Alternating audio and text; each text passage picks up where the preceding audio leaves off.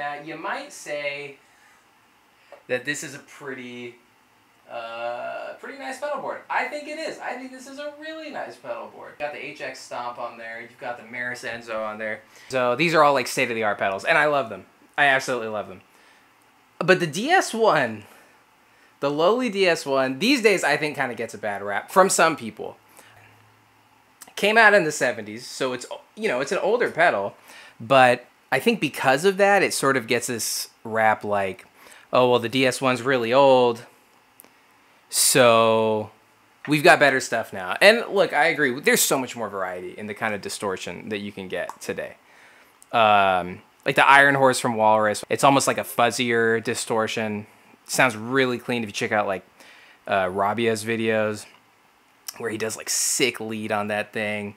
Yeah, the Dracaris, that thing sounds amazing. The Rev G3 and G4, those are both beautiful. So this isn't me saying like other distortions are bad, but for, I guess what I'm saying is like the DS1 for me is a pedal that's like 45 bucks used, maybe 60 bucks used, and is the distortion pedal on my board. My main distortion pedal is not the distortion modeling on the HX Stomp. It's not, you know, one of those fancy new pedals. It is the Boss DS1, which came out, I think, in 1974. So let's talk a little bit about the DS1 and what I like about it. So number one, I'm really into 90s, 2000s rock. And the DS1 and the Rat basically ruled this era. Like a DS1 or a Rat into a Fender or into a Mesa, or the heavy channel, a gain channel on the Mesa. That's what you hear. So right now, I'm going straight into my Fender Clean preset on HX Stomp, which I have verified sounds a lot like a Fender. It's modeled after a deluxe reverb. It sounds a lot like my old Princeton that I used to have.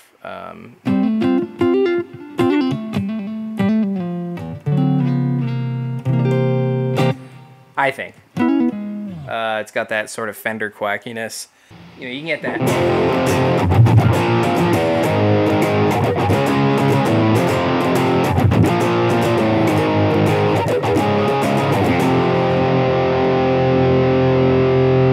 It's got that DS1, so that's the DS1 right there. It's got that saturation that it's not as heavy as the sort of saturation that I think, well, it is pretty heavy. It is like 80s saturation, and you can do it for like 80s style metal, you know?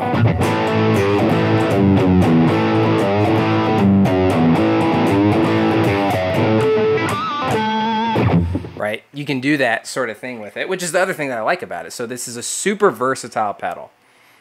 This is a pedal that can go from like 90s, you know, like Weezer,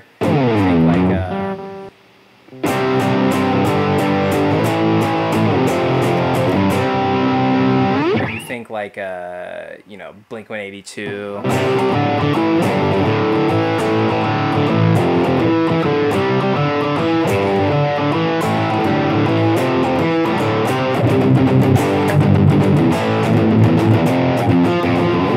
So it does that, you know, Green Day. Ooh, I just accidentally stepped on my EQ behind me. You know, so you think like, sounds really good. Like it does that really well, but then it can also do the sort of distortion.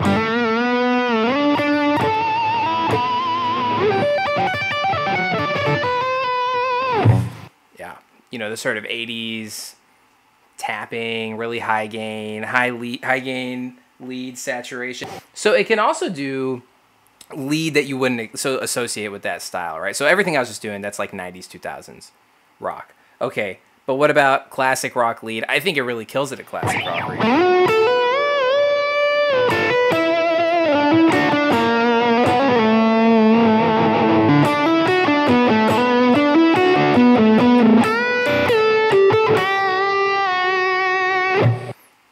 That sounds beautiful. That sounds perfect to me. I just put a little bit of reverb on top of it, and it sounds great. So it can do that too. It's just like you have to know the settings. Because look, you can make this thing sound terrible. If you turn the tone up, it'll sound... Here, let's do it. So this is the tone at 6 o'clock. Oh, I hate that. Oh, it's so shrill. That's terrible, right? And I think a lot of people, you know, they mess with it. It doesn't sound that great. If I put it through this Marshall setting, it's just so much heavier.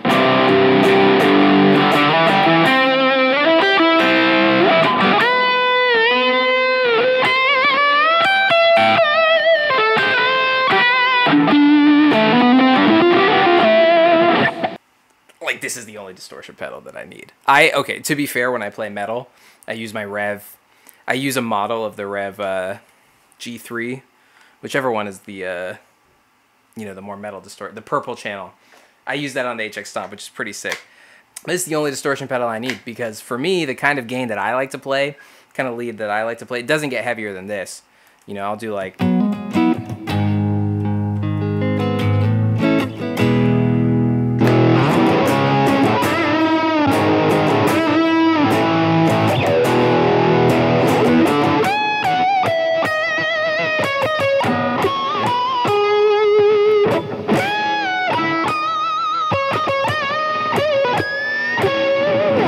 So it gets hot enough to get pinch harmonics. You know.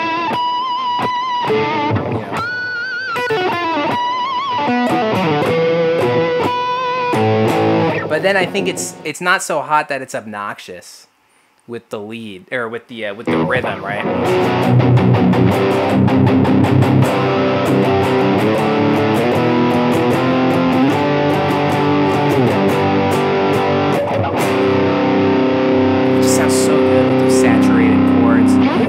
It's such a good all-around distortion. It sounds good on different guitars, so let's see what happens if I plug in my SG right now. But my secret with the DS1, it's not a secret, is that I go through a clean amp with it. I don't go through a crunched up amp. I either go through a Marshall or a Fender. On the HX Stomp, that's the Brit 2204 for the Marshall. That's a JCM 800 model. Or I go through the Fender Deluxe Reverb model. They both sound good. And I turned the tone down to about, what is that on the clock? 9 o'clock. 9 o'clock or lower.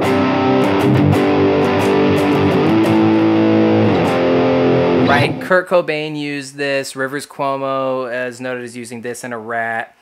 I'm not sure if the guys from like Jimmy Eat World or anything used it, but it definitely sounds a lot like that, you know. So... let's hear how it sounds on the SG.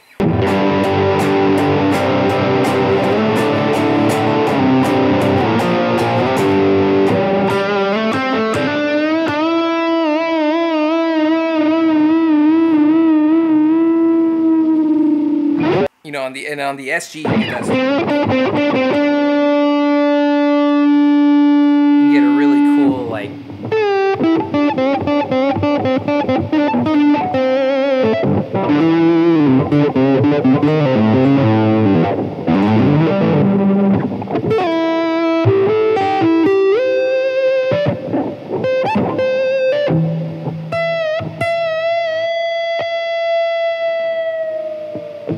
It's also a pedal, like that was, you know, what might you call that? Like some sort of funky blues kind of lead, right? This is not a pedal that's limited to, you know, what you might call sort of like pop punk or something like that. You can do Eddie Van Halen on this. You can do Guns N' Roses on this pedal. It sounds great with different guitars. It sounds great through different amps. So let's see. Let's go through the Marshall again.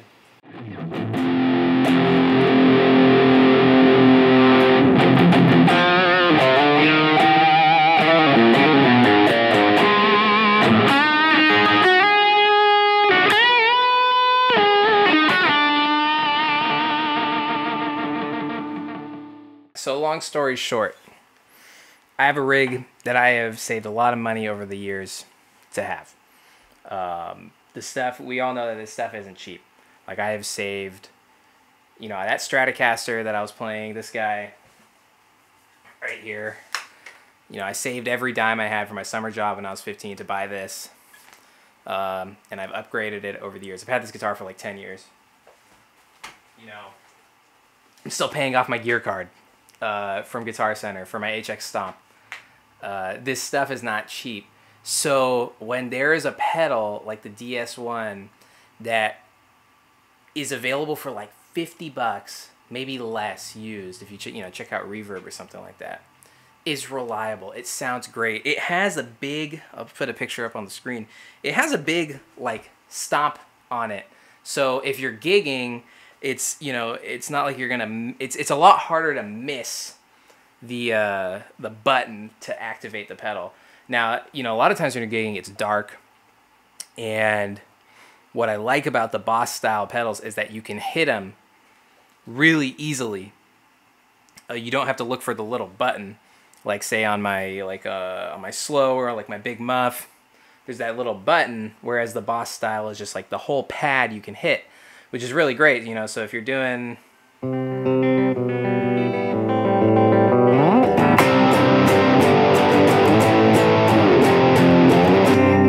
like, I don't have to look down to make sure, okay, am I going to hit the right pedal?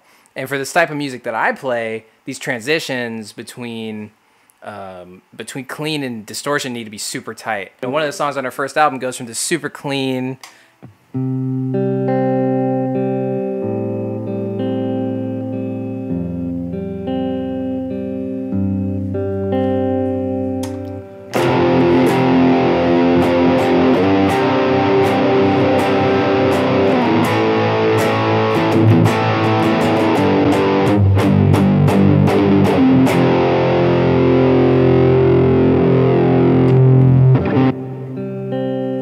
mess it up there at the end. So you can see how easy it is to sort of mess up these clean to distortion transitions.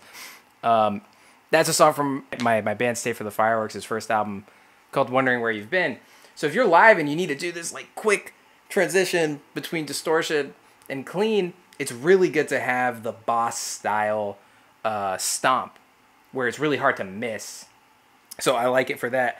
Look, I just think it sounds good in a ton of different settings. It is probably the distortion sound that we think of. Like when I was a kid, I would listen to the radio and I would think like, wow, that power chord, it's hitting me like a wall of sound. Like I would think that, like, I saw this sort of like black fuzzy like guitar sound just hitting me, and that was power chords, right? And I was hearing